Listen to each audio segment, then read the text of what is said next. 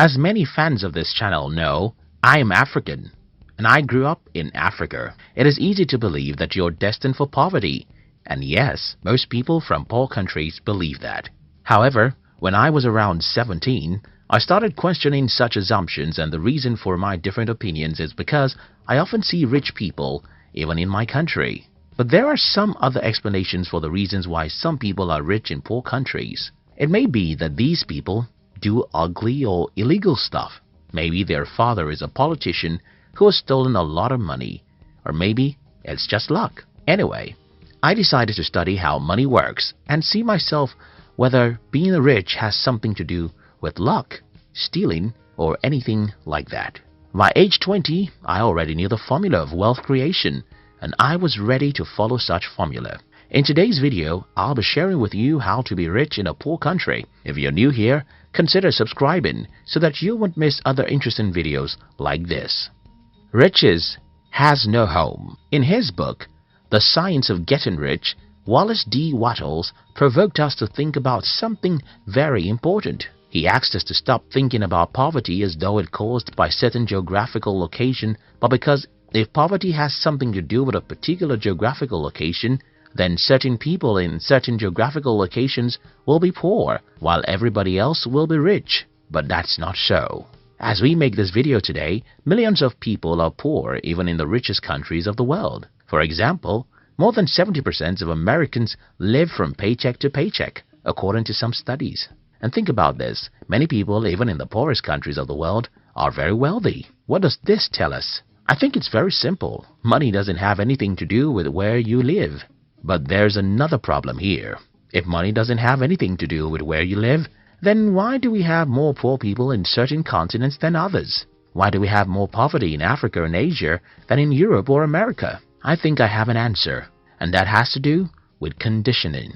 Like begets like. The story was told about a farmer who brought an eagle's egg from his farm. When the farmer got home, he added the 3 eagle eggs with his chicken's eggs, and his chicken hatched the eggs with hers. Many months after the little eagles have been hatched, they are there right with the chicks, eating everything the chicks were eaten, walking around the way the chicks walk around and having the same aspirations like those of the chicks. These 3 eagles grew up and lived their entire life just like chickens. They never flew or dared to live like an eagle. I'm sure that you will believe this story easily because it happened in the kingdom of the birds. Well, like those eagles, like always begets like, even amongst human beings. So, what happens in poor countries is that when you're 7 years old, you'll notice that everyone around you is poor. And not just that these people are poor, they always blame someone else for their poverty. At age 7, you may not understand these people, but by the time you're 17, you're already successfully initiated into their evil world. What then happens is that as a young adult, whether you listen to your father, your mother, your uncles or teachers, everyone is blaming someone else for their state of being poor. It doesn't matter how strong you are, the natural thing to do is to become like these people. By the time an average human is 21 in a poor country, he has started thinking that the reason why he is poor is that the government or devil makes him poor. From this point, you can see how easy it is for these people to be poor and also make their children poor. It's pretty simple. Whenever you blame someone else for your life, what you're doing is folding your arms and saying, "It's not my fault. Let the man who causes man's poverty to come and make me rich. It's not my fault. Let the man who causes poverty to come make me rich." So the number one reason why most people are poor in poor countries is that everyone around them is poor when they are growing up. These people would not have become poor solely because everyone is poor. It's even worse because most poor people blame someone else for their poverty, and then they successfully teach their children to learn how to blame others for their lives. They have successfully destroyed such children's lives because they too will grow up not taking responsibility for their lives. The other problem about growing up in a community where everyone is poor is because you will never have any worthwhile mentor.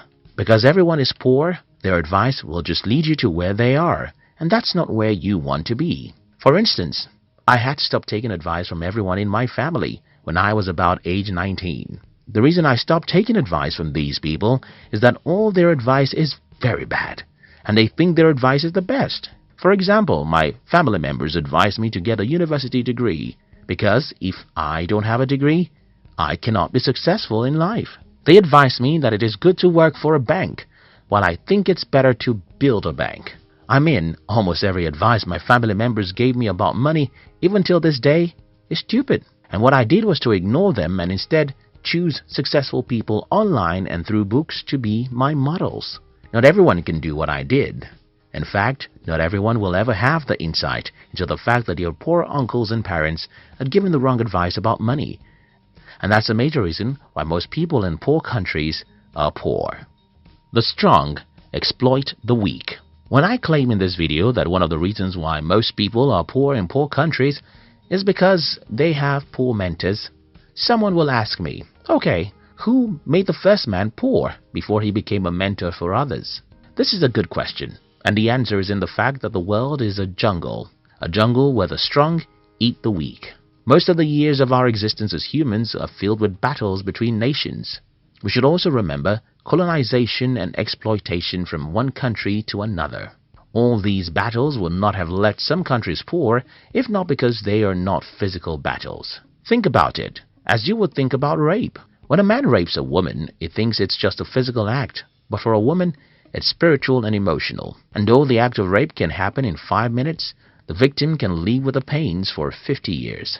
Similar things happen when a country invades, overpowers, and colonizes another for many years. For those who are asking how the first man became poor, I think that is how the first man became poor. But that's not an excuse for you to be poor. You see, the poverty of your forefather may not be his fault because he was probably taken as a slave for 30 years. But your poverty is yours because you have the power to liberate yourself. Country and personal prosperity. Another reason why many people are poor in poor countries is that most people seem not to understand that there are differences between national prosperity and personal prosperity. Because most people don't know that there's a difference between personal and national prosperity, many people in poor countries want to run to rich countries. Many Africans want to run to America. Many Indians thought they could migrate to Europe, and that's another problem. You see, running to a rich country won't guarantee your prosperity, because even in the country that you're running to, most people are still poor. Now that I've tried to pinpoint some of the reasons why most people are poor in poor countries, let me try and show you how to be rich in a poor country. 1. Disown every mentor you have. Well, I don't mean that you should legally get rid of everyone in your life. I simply mean that you should stop taking their advice or spending much time with them, except they are positive-minded. Growing up in Africa, the culture of my tribe requires that I listen to and follow the advice of everyone who is older than me. But at about the age of 19, I started revolting against the advice of my family members, especially their advice about money. When I was 21, it had become very obvious that I was a black sheep of the family. Until today, these people just don't have any advice I can follow about money. Don't get me wrong, I love my mother, father, uncles, and siblings. I love my African friends, but I don't take advice or spend time with you if you're negative. This is the first thing I think you should do if you're from a poor country. Do away with negative people. Stop taking money advice from poor people. Instead, go to the library and read books from the rich and successful people. Check online and follow some inspiring people who will make you believe in yourself. 2. Understand the difference between personal and national poverty. Don't assume that you have to be poor simply because your country is poor. You can be rich, even in a poor country. As I have explained earlier, being rich is not a factor of where you are from or where you live. Being rich is a factor of how you use your mind. 3. See the half-full cup. I suffered ill health for the first 17 years of my life, and I hated life for every minute of those sicknesses.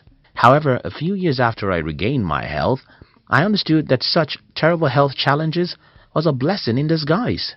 The lesson here is that most bad situations have hidden opportunities in them. But human nature really takes time to look for opportunities in bad situations.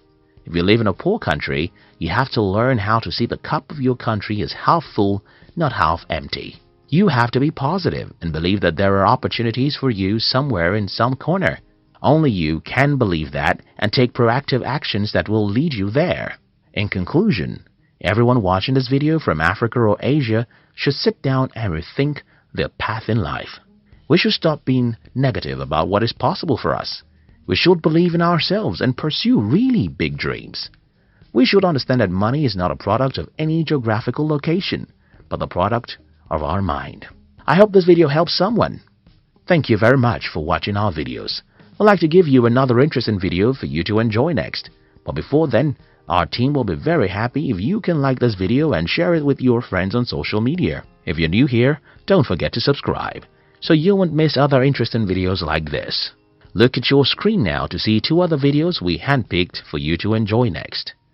We love you.